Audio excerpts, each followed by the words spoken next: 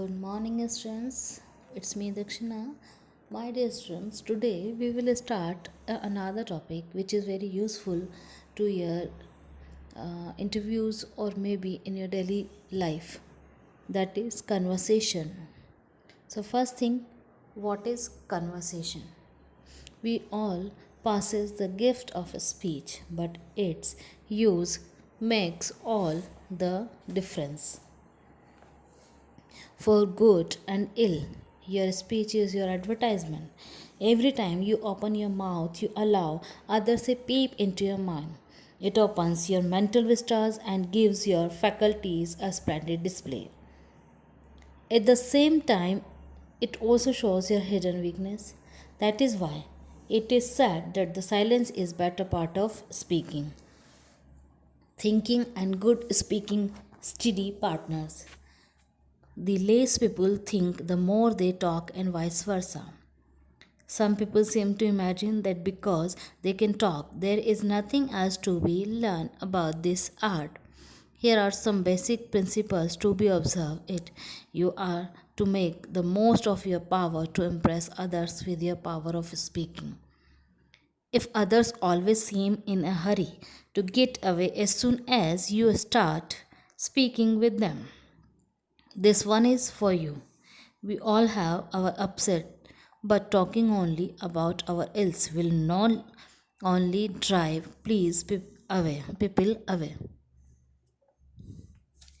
Be positive and cheerful. It works. Three things must be considered when you open your mouth: the manner, the place, and the time.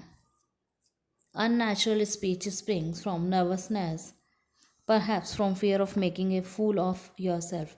Affection or trying to talk like someone else means adopting special tone and accent for certain situations.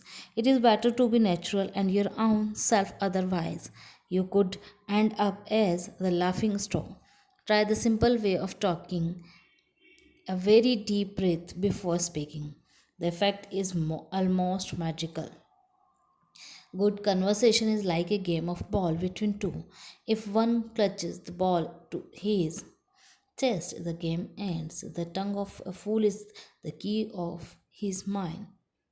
Chatterboxes assume that being a good speaker means doing all the talking.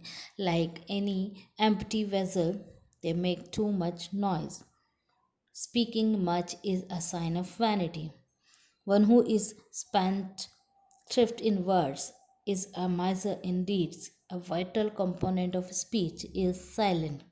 If you have nothing to say, say nothing. Do not fill your speech with spicy yarns and fictions.